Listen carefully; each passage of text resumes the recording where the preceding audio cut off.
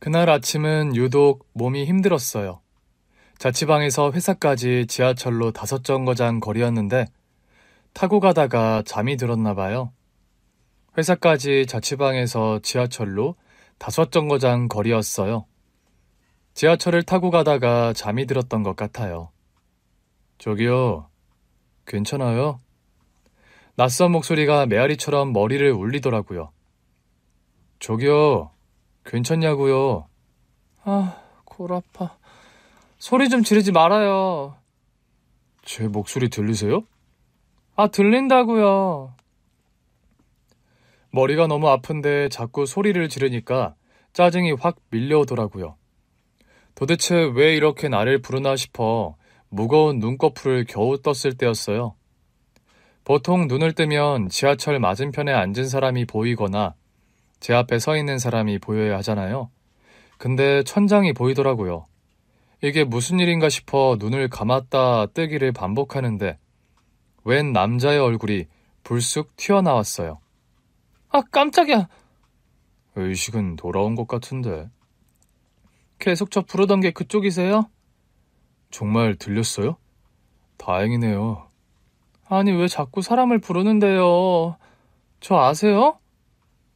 몰라도 모르는 척을 할 순 없는 상황이라서요. 그게 무슨 소리예요? 모르면 모르는 척을 하면 되는 거지. 왜 모르는 척을 못 하는데요? 그러자 그 남자가 한 발 뒤로 물러나더라고요. 그제야 보였어요. 지하철 바닥에 누워있는 저를 내려다보고 있는 사람들의 시선이요. 그제야 떠올랐어요. 제가 지하철에 탄 뒤 자리에 앉은 적이 없다는 걸요. 너무 창피하고 놀라기도 해서 자리에서 벌떡 일어났는데 말을 걸던 그 남자가 제 팔을 잡아주더라고요. 그렇게 일어나면 어지러워요. 그러나 창피한 것도 잠시 지하철 밖으로 보이는 밖이 너무 밝은 겁니다. 지금 몇 시예요? 10시요. 분명 집에서 7시에 나왔는데 그날 제 출근 시간은 8시였거든요. 물건이 많이 들어오는 날이 출근 시간이 좀 더 이른 편이었는데 하필 그날이 그랬어요. 겨우 내려서 어찌어찌 회사까지 가긴 했는데 같이 일하는 분들이 하나같이 화가 나 계시더라고요. 미쓰리! 그렇게 안 봤는데 아주 불성실하네. 죄송합니다. 제가 지하철에서 잠이 드는 바람에. 정신 상태가 아주 빠졌구만. 일한 지 얼마나 됐다고 벌써 잔머리야? 내가 미쓰리 같은 직원을 한두 번 본 줄 알아? 미쓰리 같은 인력은 언제든 대체될 수 있어. 저도 알아요. 정말 죄송합니다. 당장 확 잘라버릴까? 대리님, 제가 잘못했어요. 저는 그 대리 앞에서 무릎까지 꿇었어요. 저는 절대 잘릴 수 없었어요. 당장 자취방 월세 나가야지. 적금도 나가는데 회사에서 잘리면 큰일이었거든요. 무릎 한번 꿇은 덕에 해고는 면했는데 그때부터는 아주 만만한 사람이 돼버렸어요. 아, 미쓰리, 나 커피 한 잔만. 네. 맞다. 커피 주고 나가서 이쑤시개 좀 사와. 이쑤시개요? 왜? 싫어? 저는 제 나름의 절박함으로 무릎을 꿇었는데 그 사람들은 저의 절박함을 우습게 여기더라고요. 그러거나 말거나 저는 꿋꿋이 일했어요. 그냥 자존심 없다고 생각하고 하면 된다고 생각했거든요. 자존심 부리는 것보다 돈 버는 게 더 중요했어요. 왜냐하면 우리 집은 정말 가난했거든요. 어릴 때 살던 집에서 쫓겨난 게 몇 번인지 기억도 안 나요. 우리 친정은 가난해도 너무 가난해서 쌀밥 한 번 제대로 먹어본 기억이 없어요. 그날도 월세를 못 내서 한겨울에 집 밖으로 쫓겨났어요. 집주인이 더는 못 참겠다며 우리 짐을 전부 보자기에 싸서 밖에 내버렸거든요. 저는 코를 흘리며 엄마를 보고 있었고 엄마는 턱을 덜덜 떨며 집주인이 내다버린 우리 짐을 끌어안았어요. 가자. 엄마가 가자고 하는데 어디로 가겠다는 건지 모르겠더라고요. 그 길로 고속버스 터미널로 갔던 것도 같은데 악몽은 그게 끝이 아니었어요. 졸다가 깼는데 엄마가 버스기사 아저씨랑 실랑이를 벌이고 있었어요. 우리 짐이 사라졌다니까요. 글쎄 그걸 내가 어떻게 하냐고요. 여기 버스 짐칸에 실었던 게 사라졌으면 찾아봐 주셔야 하는 거 아니에요? 거기에 당장 애들 입힐 옷이 다 들어있단 말이에요. 글쎄 나한테 이런다고 없어진 물건이 돌아오느냐니깐. 기사 아저씨를 신경질을 내며 가버렸고 엄마는 바닥에 주저앉아 참았던 울음을 터뜨렸어요. 지겨워 지겨운 내 팔자. 엄마는 홀로 자식 셋을 키우셨어요. 아버지는 제가 뱃속에 있을 때 돌아가셨대요. 그래서 저는 한 번도 본 적이 없었어요. 그러니 저에게 아버지는 없는 거나 다름없는 존재였고 늘 삶에 치여 사는 엄마만 보였죠. 그 집에서 쫓겨나 우리가 간 곳은 엄마의 고향이었지만 엄마는 친정에서도 환영받지 못했어요. 외가의 형편은 우리보다 더했거든요. 시골집은 한 채 있었지만 초가집에 비나 눈이 오면 방 안으로 물이 뚝뚝 떨어질 정도로 낡은 집이었어요. 방이 딱 2칸이었던 탓에 우리 4식구는 방 한 칸에서 몸을 의지해 살았어요. 위에 언니 오빠가 하나둘씩 집을 떠나 기숙사로 가지 않았다면 정말 숨이 막혔을 거예요. 말이 좋아 방이지 사실은 두 사람도 겨우 몸을 누일 수 있는 작은 공간이었거든요. 저도 고등학교에 올라갈 즈음에는 기숙사가 있는 학교로 진학했어요. 고등학교를 졸업한 뒤에도 바로 자취방부터 얻은 뒤 일자리를 구했어요. 회사 창고에서 재고 관리를 했는데 처음에는 체력이 안 돼서 너무 힘들더라고요. 말이 좋아 재고 관리지 사실상 제가 물건을 다 옮겨가면서 확인해야 하는 일이었어요. 지하철에 잠든 날은 그렇게 버티다가 몸이 탈이 난 날이었어요. 겨우 만회하긴 했지만 그때부터는 일이 더 힘들고 지칠 때가 많았죠. 가난한 것도 서러운데 같이 일하는 사람들까지 저를 우습게 보니까 어떤 날은 꾹 참다가도 집에 가는 길에 울음이 터지곤 했어요. 그날도 라디오를 들으면서 지하철을 타고 가는데 제 마음을 대변하는 노래가 흘러나오는 바람에 눈물이 터지고 말았어요. 당장 닦을 것이 없어서 옷소매로 겨우 눈물을 닦는데 누군가 손수건을 내밀더라고요. 감사합니다. 10,000원의 지하철 안에서 혼자 울다 못해 콧물까지 줄줄 흘리고 있었거든요. 일단 급한 대로 닦긴 했는데 난처하더라고요. 눈물, 콧물 다 묻은 손수건을 그냥 돌려주기도 뭐하고 마침 내려야 할 정거장에도 도착했었고요. 미안한 마음으로 손수건 주인의 얼굴을 본 그때였어요. 저는 화들짝 놀랄 수밖에 없었습니다. 언제부터 저를 보고 계셨던 거예요? 하도 서럽게 울어서 안 볼 수가 없었어요. 아니, 그래도 그렇지. 설마 이것도 그쪽 거예요? 네. 저도 모르게 버럭 화를 냈어요. 아니, 누가 달랬어요? 예? 누가 달랬냐고요. 이걸 왜 막 주는데요? 그때 마침 제가 내려야 할 정거장에서 지하철이 섰어요. 나 지금 내려야 되는데. 일단 같이 내려요. 나는 다시 타면 되니까. 그 사람이 앞장서서 지하철에서 내리더라고요. 저 인간이 왜 나를 따라 내리나 싶었지만 일단 내릴 수밖에 없었어요. 그렇게 마주 섰는데 경황 없이 볼 때보다는 멀끔해 보이더라고요. 아니, 왜 굳이 따라 내려요? 손수건은 돌려받아야 하니까요. 근데 이거 너무 더러워졌는데. 그러니까 왜 이런 걸 주냐고요? 그냥 줘도 돼요. 내가 빨면 되니까. 아니, 내 눈물, 콧물 묻은 손수건을 어떻게... 제가 빨아서 드릴게요.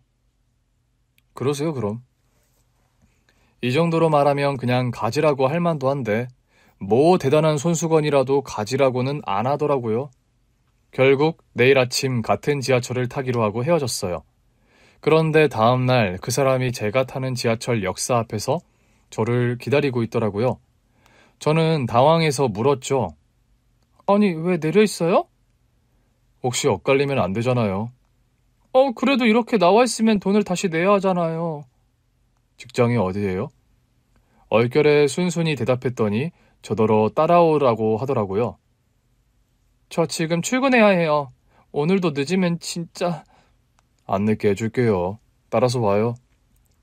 그 사람이 저를 데리고 간 곳은 지하철 근처 공용 주차장이었어요. 저더러 자기 차에 타라고 하더라고요. 차가 있어요? 네. 근데 왜 지하철이 편할 때가 많잖아요. 그래서 늘 타는 건 아니고 한 번씩 애용해요. 아, 차가 있으신 분이었구나. 그러면서 손수건을 굳이 돌려받겠대요? 돈도 좀 있는 분이? 이렇게 다시 보려고 그런 거죠. 네? 타요. 늦으면 안 된다면서요. 저는 결국 그 사람 차에 탔고 여유 있게 회사에 도착했어요. 그런데 그 사람도 우리 회사 주차장에서 내리더라고요. 아, 맞다. 손수건 여기요. 네. 이제 그만 가보세요. 왜 내리신 건지. 그때였어요. 아이고, 신 사장님 오셨습니까? 우리 회사 대표님이 그 사람을 향해 머리를 조아리며 달려오시는 겁니다.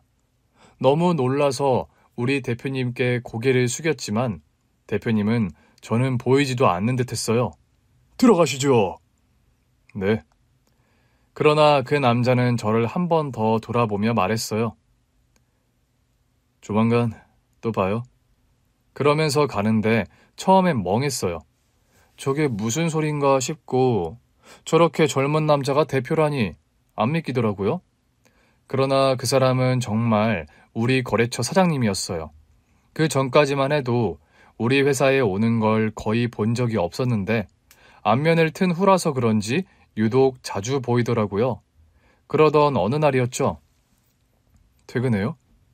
평소보다 조금 늦은 퇴근을 하며 나오는데 그 남자가, 아니, 그 사장님이 회사 정문 앞에 서 있더라고요. 아, 네. 거래처 사장님이라는 걸 알고 나니까 저도 모르게 허리가 저절로 굽혀졌어요. 물론 아주 많이 굽힌 건 아니고 아주 살짝 더 굽히는 정도였지만요. 퇴근이 많이 늦네요. 아무래도 재고조사라서요. 늦게 들어오는 물건도 있고 하면 더 늦어요. 저녁은요? 저녁은 아직이요. 같이 식사하실래요? 저랑요? 네. 너무 당연하다는 듯 네 하고 대답하는데 할 말이 없더라고요. 얼결에 따라가긴 했지만 이게 맞나 싶었어요. 혹시 지난번에 돌려드린 손수건에 문제가 있었나요? 아니요. 근데 저한테 왜 그러세요? 밥 먹이고 싶어서요. 네? 본인 얼굴이 어떤 줄 알아요? 피죽도 못 얻어먹은 얼굴이에요. 그날도 그래요. 지하철 바닥에서 그렇게 코 골고 자는 사람은 처음 봤어요. 제가 코를 골았다고요? 그래서 내가 깨운 건데요. 하도 시끄럽게 골아서. 주변 사람들이 점점 인상 쓰길래 아주 잠깐 머리가 띵해서 할 말을 잃었었어요. 말도 안 돼. 지금 농담하시는 거죠? 제가 기억 못한다고 이러시나 본데 그때 저한테 그러셨잖아요. 의식이 드냐고. 저 기절했던 거잖아요.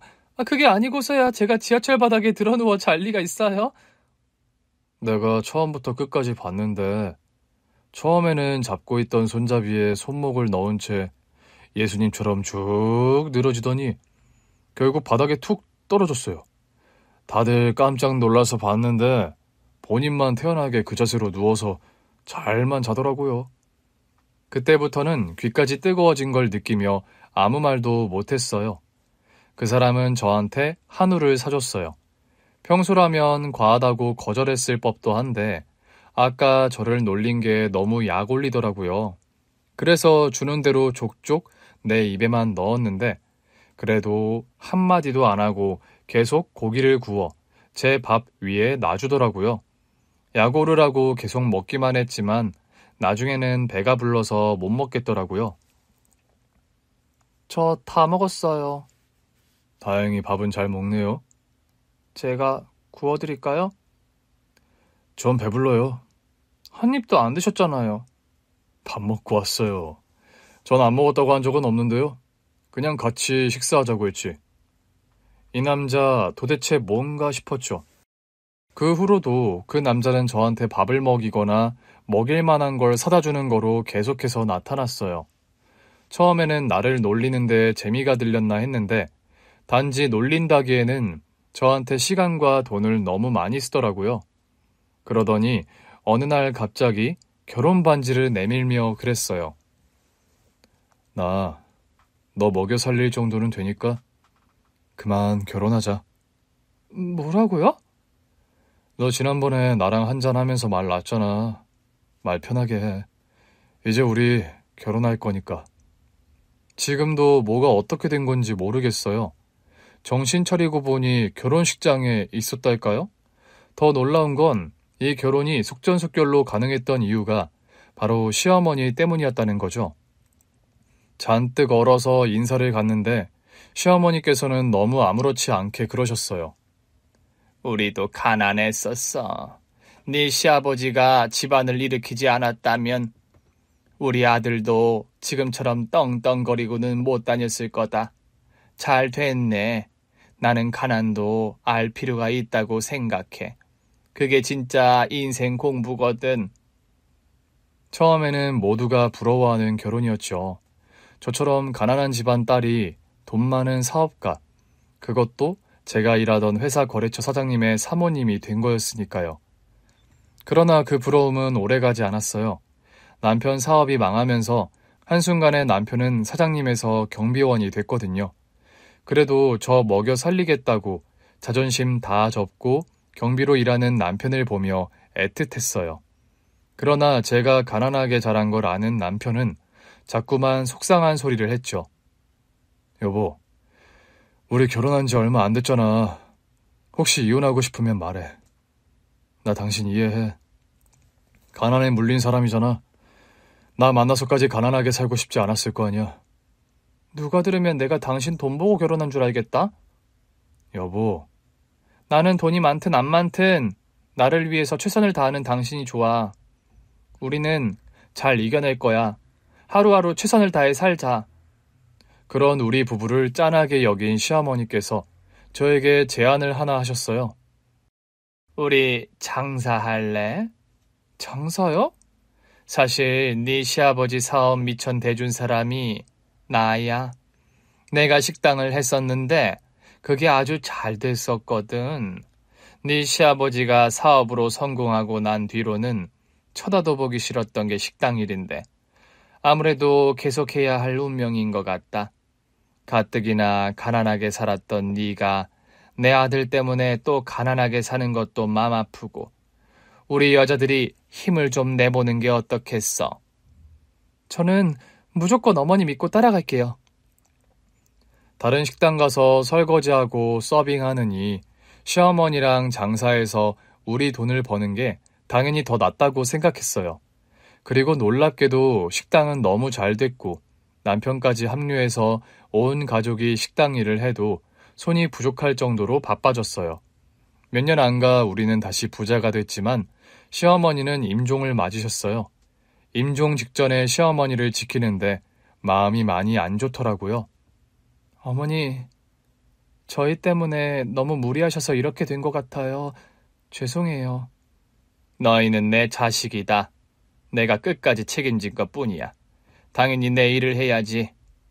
저희가 더 편히 사시게 모셨어야 했는데. 이러나 저러나 한평생이야. 아가, 내가 부탁할 게 하나 있어. 도련님이요? 우리 둘째 좀 부탁해도 되겠니? 남편에게는 나이 차이가 크게 나는 동생이 한 명 있었어요. 막내 생각에 한숨만 내쉬는 시어머니께 힘주어 약속했죠. 어머니, 저 의리 있는 여자예요.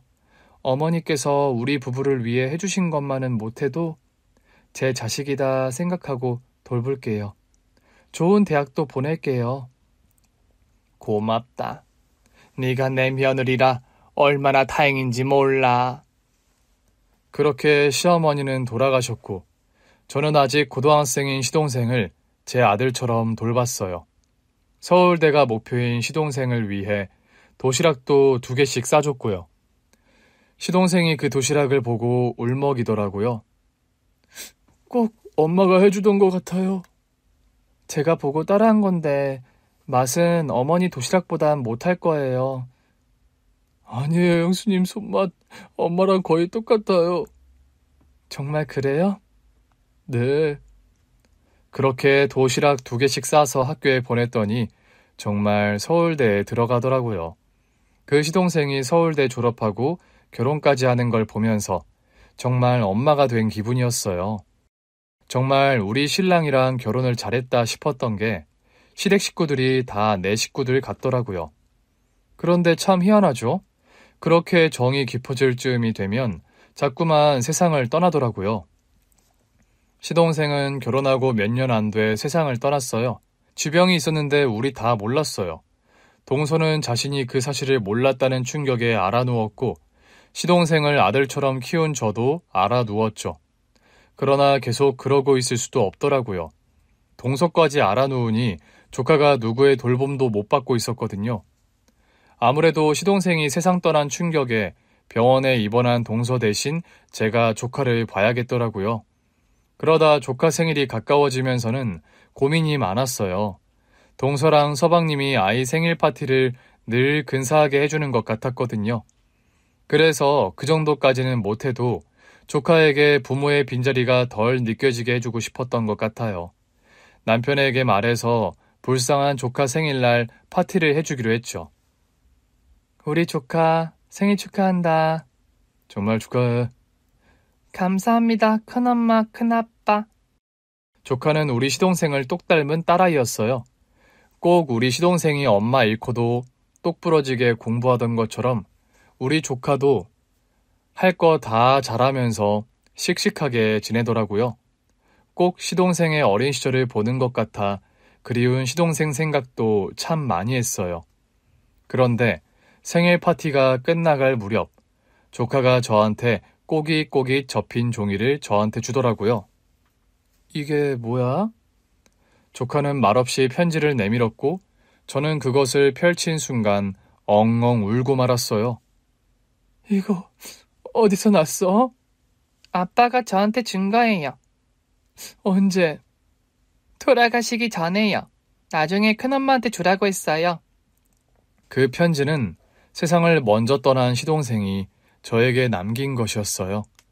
갑자기 시동생의 글씨체를 보는데 하염없이 눈물이 흐르더라고요. 아빠 기억나? 네, 근데 조금씩 덜 나요. 그렇겠지. 이제는 옆에 안 계시니까. 처음으로 시동생 보던 날이 떠오르더라고요. 큰엄마는 네 아빠가 초등학생일 때 처음 봤어. 우와, 우리 아빠도 초등학교 다녔어요? 당연하지. 아빠가 얼마나 귀여웠었는데. 너랑 똑같이 생겼었어.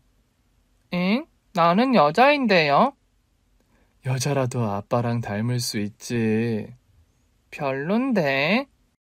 왜 그래? 아빠가 얼마나 귀여웠는데. 큰엄마. 응?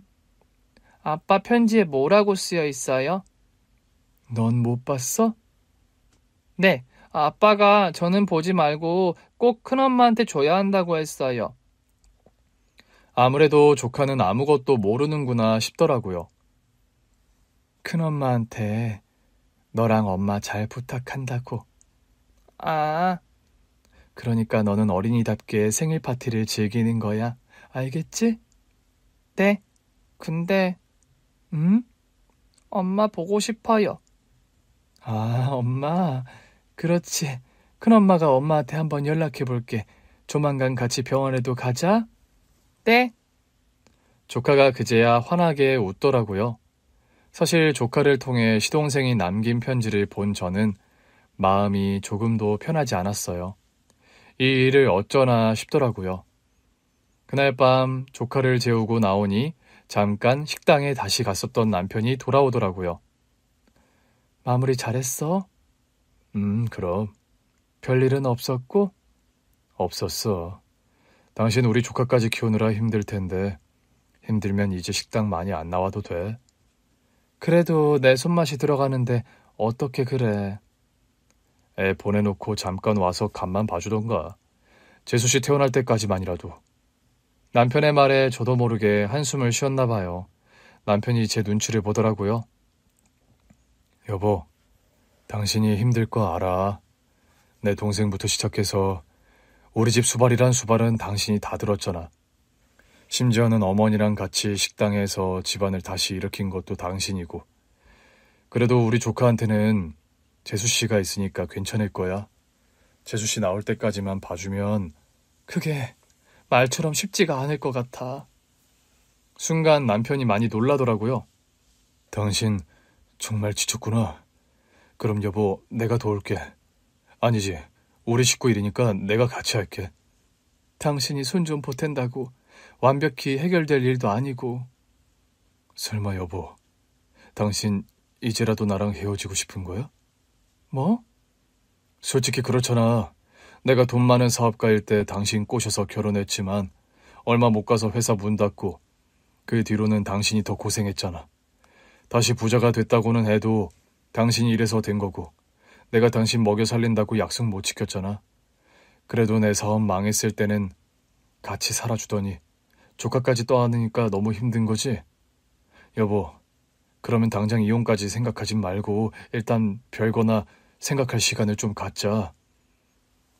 쉽게 끝날 일이 아닌 것 같아서 하는 소리야. 재수씨가 많이 아파? 그래서 당신 마음이 무거운 거야? 또 남의 자식을 책임지고 키워야 하나 싶어서? 내가 더 잘할게. 이제야 우리 형편 좀 자리 잡았는데 당신이 이렇게 떠나면 난 어떡해. 그럼 내가 다 키울게. 차라리 당신이 식당에만 신경 쓰는 건 어때? 나한테는 남의 자식 아니니까. 남편이 꼭 우리가 처음 만난 그 지하철 안에서처럼 제가 알 수 없는 소리를 계속하더라고요. 당신 말 참 섭섭하게 하네. 지금 내가 키운 우리 서방님을 남의 자식이라고 말하는 거야? 호칭은 서방님이어도 나한테는 아들 같은 사람이야.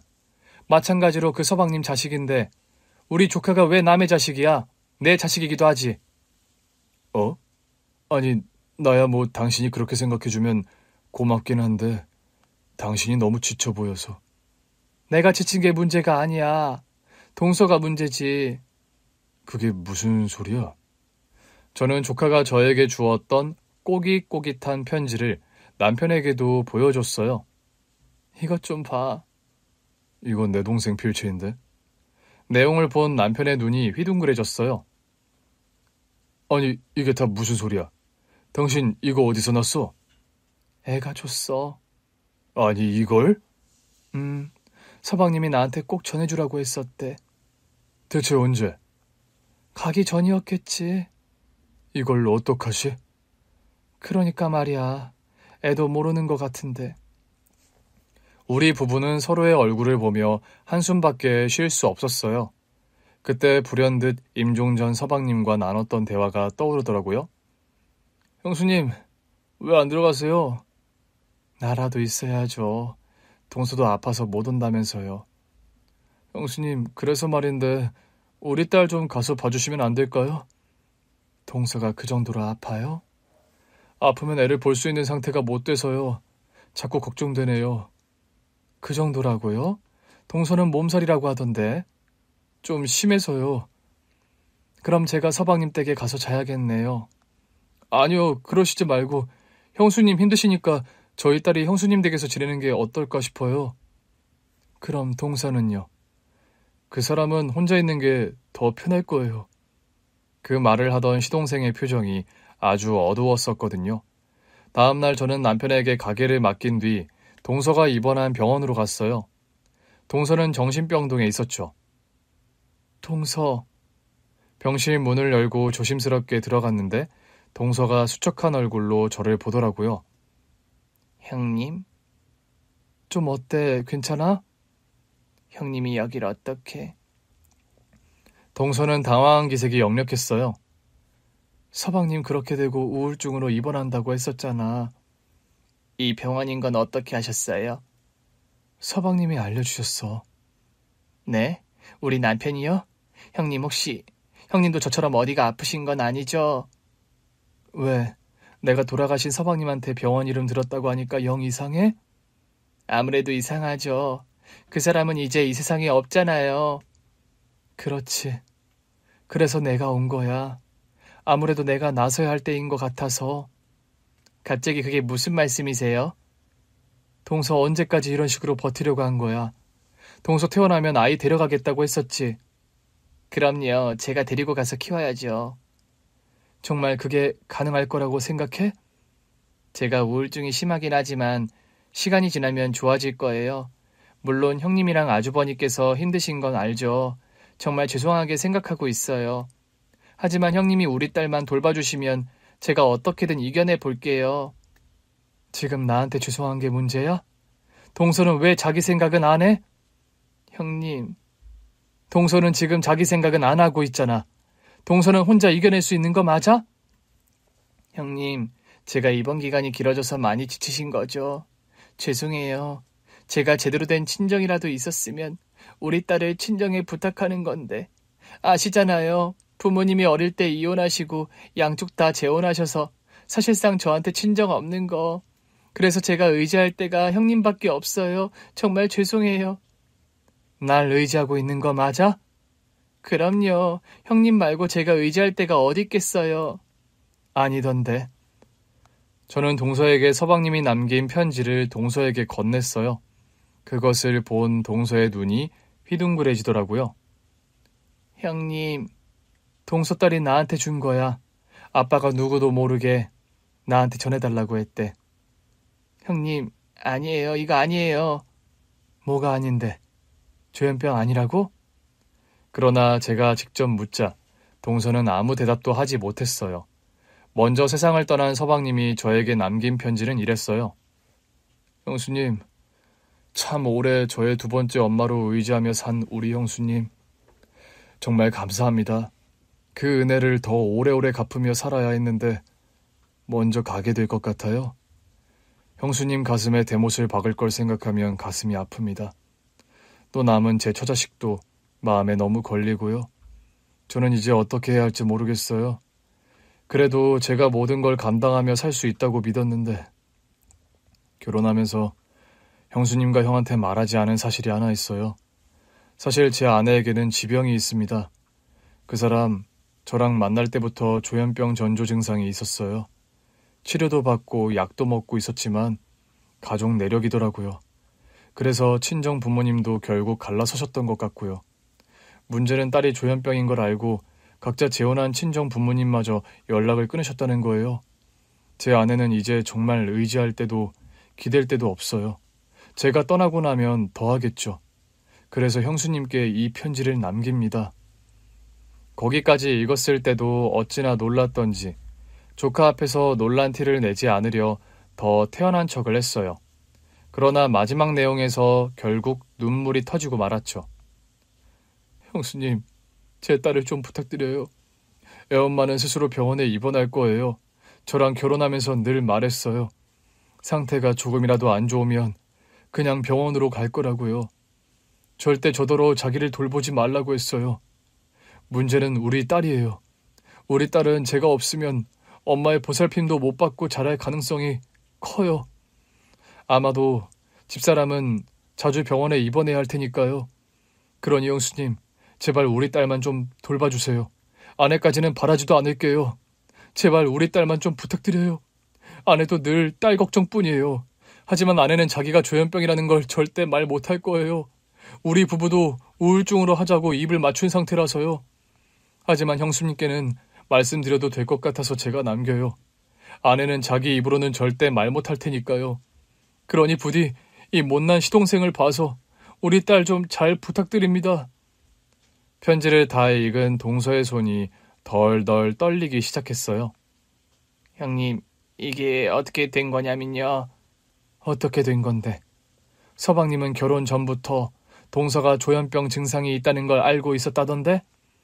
네, 처음 만난 건 같이 아르바이트를 하면서였어요. 제가 아르바이트를 하다가 조현병 증상이 온 날이 있었어요.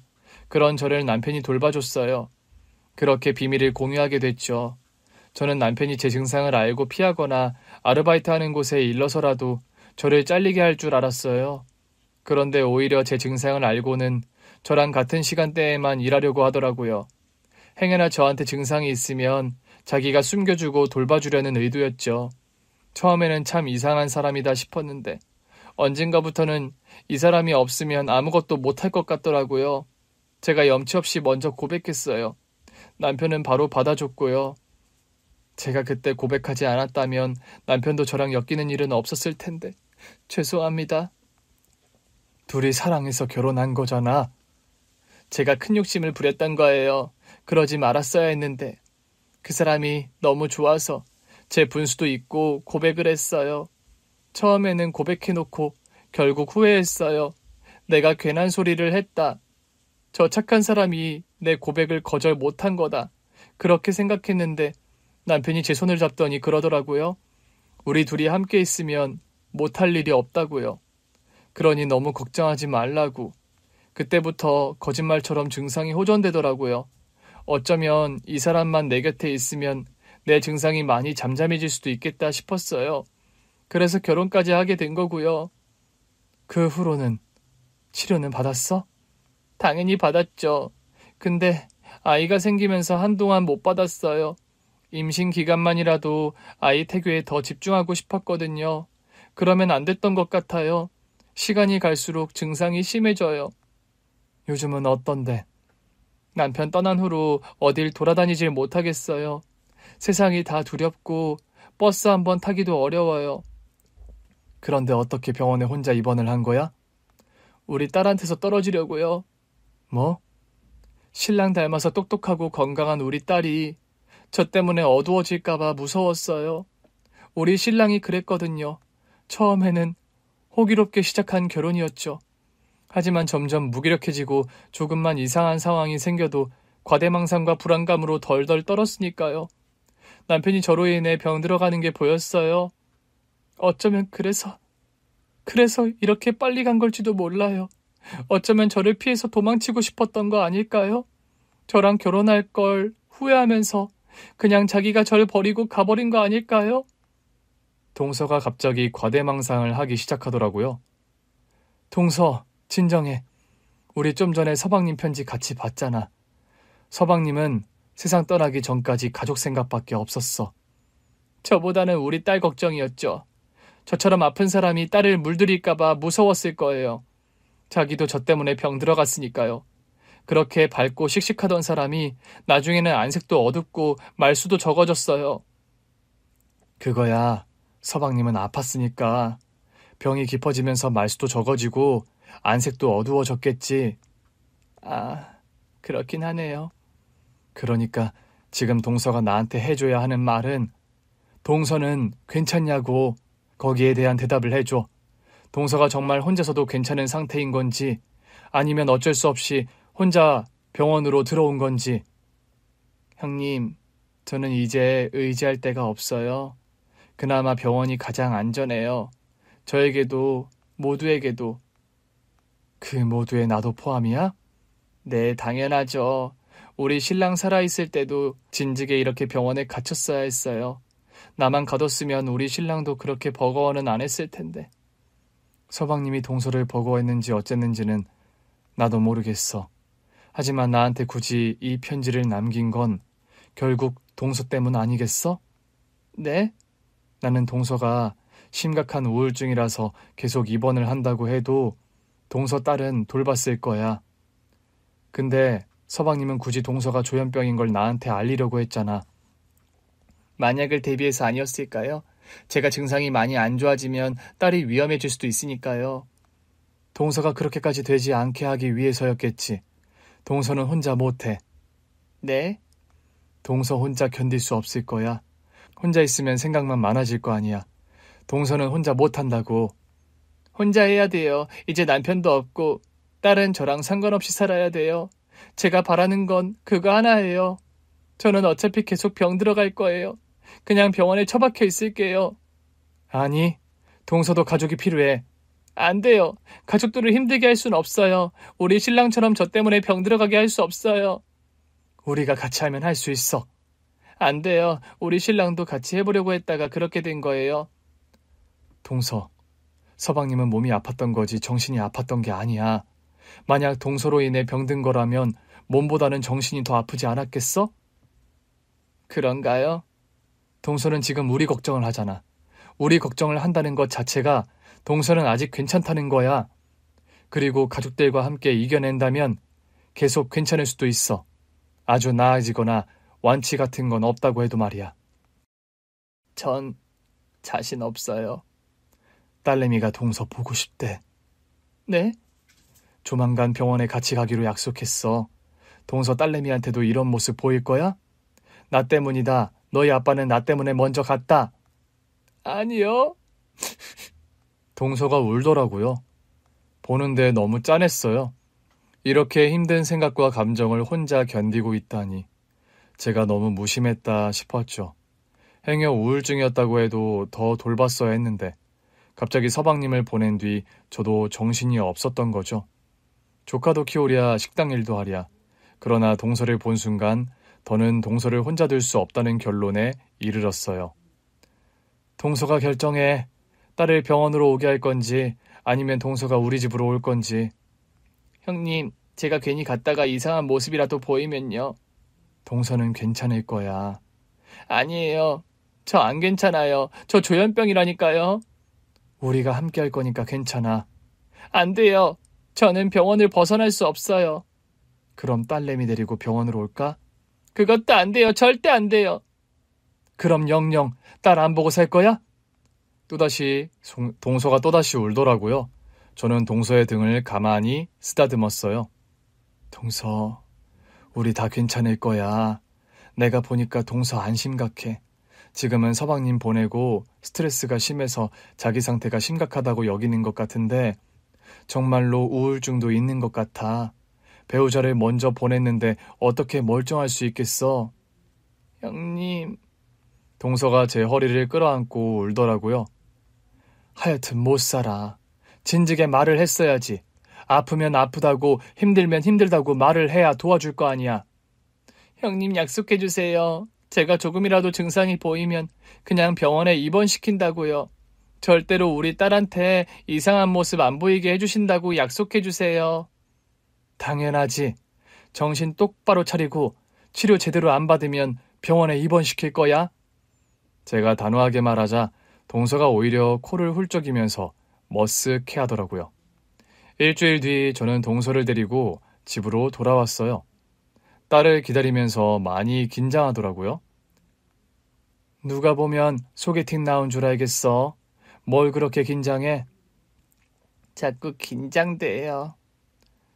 그냥 환하게 웃어줘. 환하게요? 애가 말은 안 해도 엄마가 입원해 있다는데 얼마나 걱정이 많았겠어. 그러니까 그냥 환하게 웃어줘. 엄마 많이 좋아졌다. 앞으로 더 좋아질 거다. 그러면서. 앞으로 더 안 좋아지면 어떡해요? 아니지. 딸한테 그렇게 말을 했으면 좋아지려고 노력해야 하는 거지. 아, 맞아요. 자신 없는 거 알아. 근데 같이 잘해보자. 우리 조카를 위해서라도.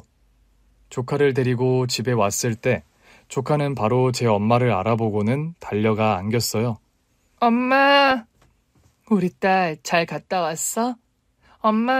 엄마도 이제 온 거야? 엄마 왔어. 근데 동서가 또 상태가 안 좋아지면 다시 병원에 갈 수 있다는 얘기를 하려고 하더라고요. 그래서 제가 쉿 하라고 신호를 보냈죠. 그러자 동서가 민망해하면서 자기 딸에게 말했어요. 엄마 앞으로 더 건강해지려고 노력할게. 우리 딸이랑 재밌게 살아야 하니까. 응? 엄마는 할 수 있어? 내가 할 수 있다고? 응. 마음의 병은 마음을 건강하게 하면 돼. 어떻게 할 수 있는데? 좋아하는 걸 계속 마음에 담아야 해. 엄마가 세상에서 가장 좋아하는 게 뭐야? 우리 딸이지. 어? 진짜? 그럼 너는 엄마 말고 더 좋아하는 게 있구나? 아, 나는 승찬이도 좋은데. 승찬이가 누군데? 우리 반 친구. 너 벌써 연애도 해? 연애가 뭐야? 아, 맞다. 미안. 아무튼 넌 좋겠다. 엄마 말고도 좋아하는 게 많아서.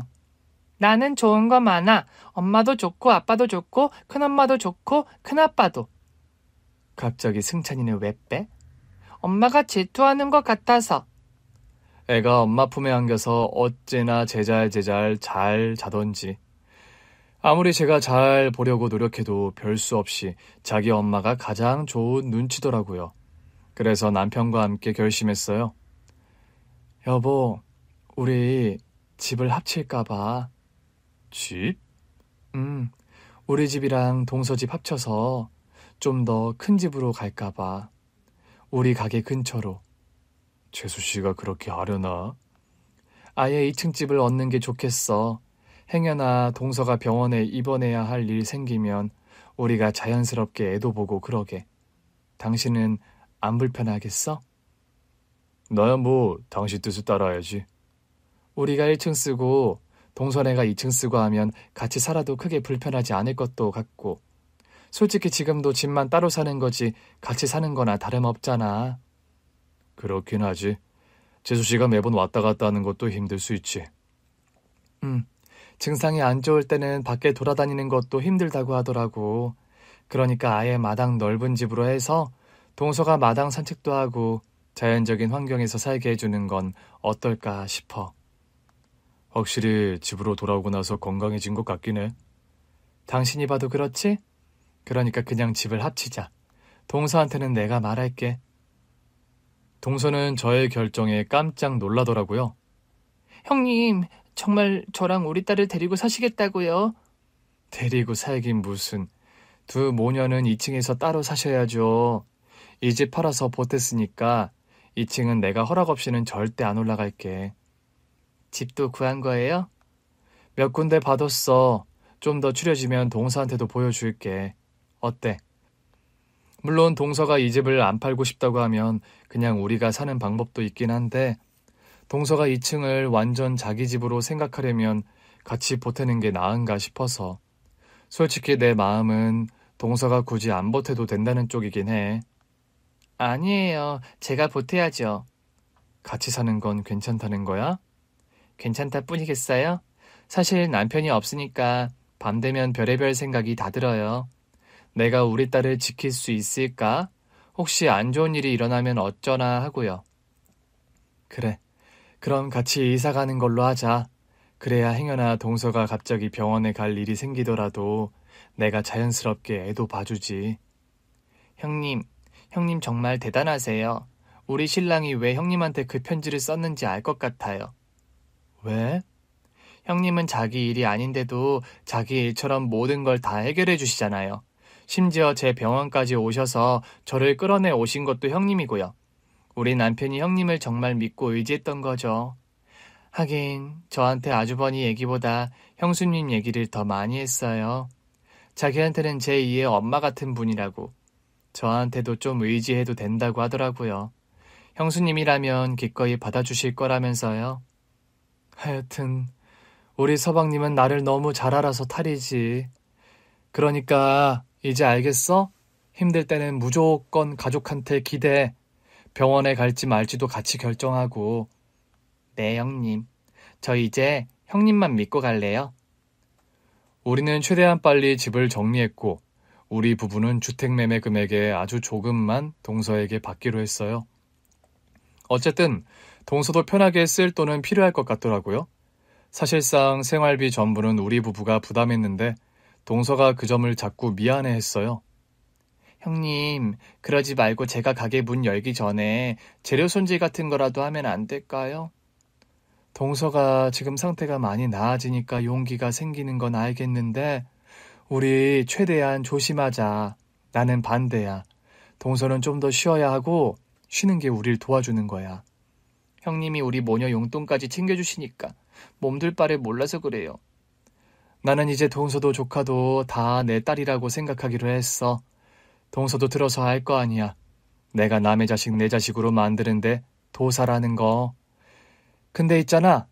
내가 키우잖아? 꽤 똘똘하게 잘 자란다. 그러니까 나 믿고 내가 키우는 대로 따라와. 막말로 우리 부부는 일하느라 바빠서 돈이나 되는 거지.